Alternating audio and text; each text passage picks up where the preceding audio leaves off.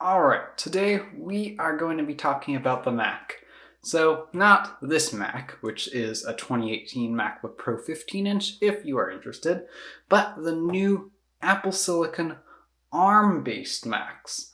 So those will no longer, as everyone knows, they will no longer be relying on Intel processors, rather on the M1 chip to run the new MacBook Air and the MacBook Pro 13-inch, as well as a Mac Mini. So that is quite interesting. So this is going to be a bit of a short video on my take of what I think about the MacBook processor, which is the M1 chip. And ever since they made the announcements, everyone was really expecting it back in June. And then when this event came, the One More Thing event, it really was interesting on how they brought it up. So like this Mac has an Intel Core i7.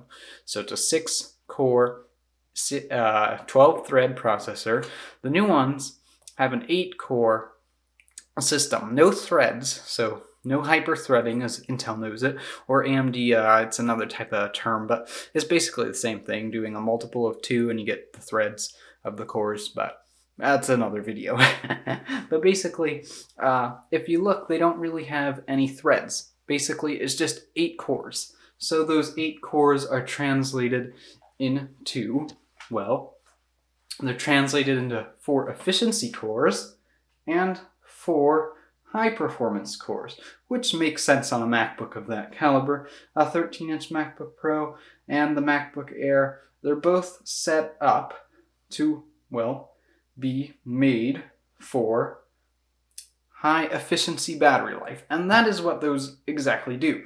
But as we've seen before, there are some leaked Geekbench scores, and really those show something amazing, because they show the single core is quite amazing, but the multi-core is quite amazing as well. They're all really amazing. So the point being is that, the Mac M1 chip is quite good for its caliber.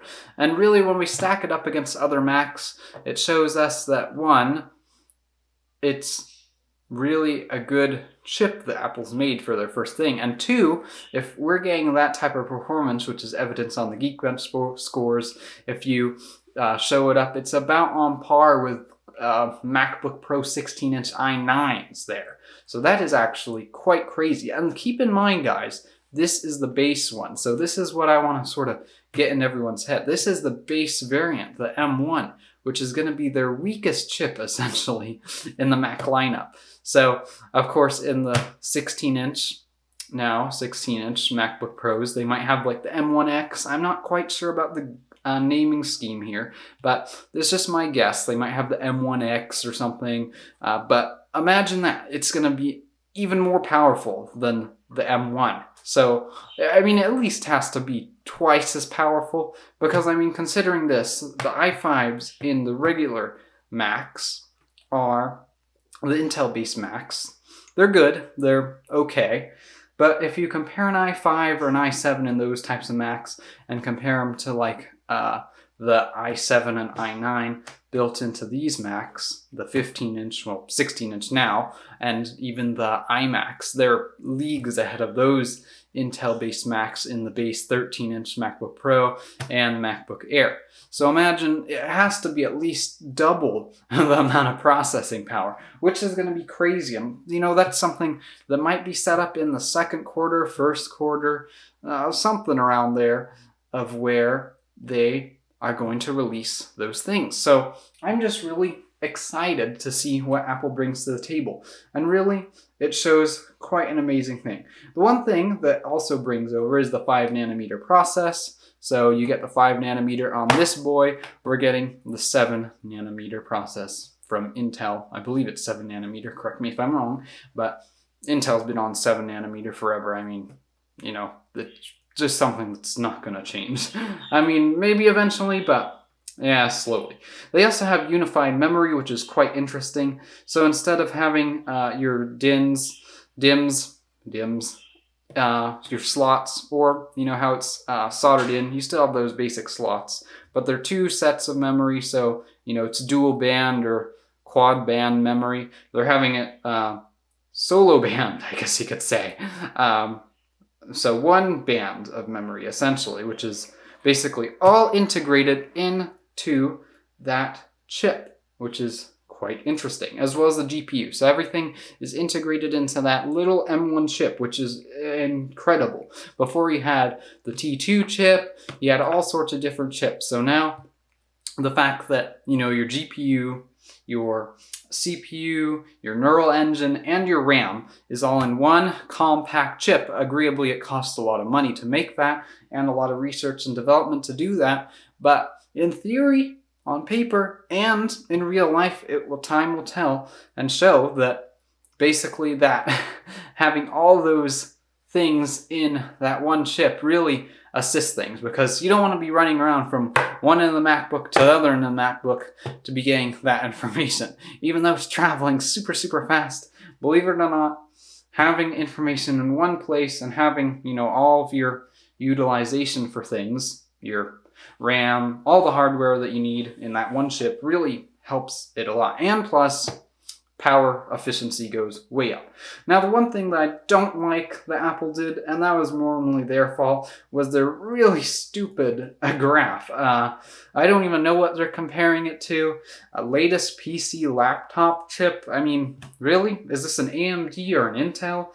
We really don't know at this point. But if the graph is relatively to scale, you can sort of tell that possibly, maybe if that's a 10 watt, you could maybe guess maybe it's a 30 watt or 45 watt CPU. That would be my guess if it's to scale.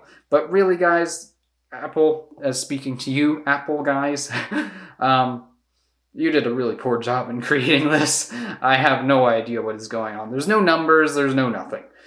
So poor job on that, but I hope your presentation on the graph is you know, not that bad compared to your actual M1, but I believe that it does. So according to that, it also shows that, you know, you have your good CPU performance per watt, which is all very dandy and cool. So 3 times higher performance. And if you go down to where they're explaining it, it gives you a little footnote that it was based off of an i3 Mac Mini. So it'll be interesting to see. They also make the big claim that it is the world's fastest integrated graphics in a personal computer, which would be quite interesting to actually see. I've been using integrated graphics for a long time. The Mac Mini back there, which is on the desk here as well, along with this boy, they are, you know, together, they both run on integrated. This Mac has integrated and the AMD 560X chip.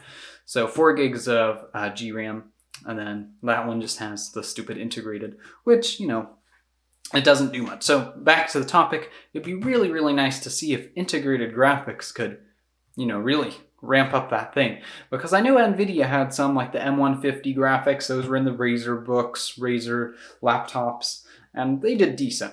So it'd be really interesting, especially with like AMD with their Vega 8 graphics chips integrated into their Ryzen technology and other AMD card CPUs.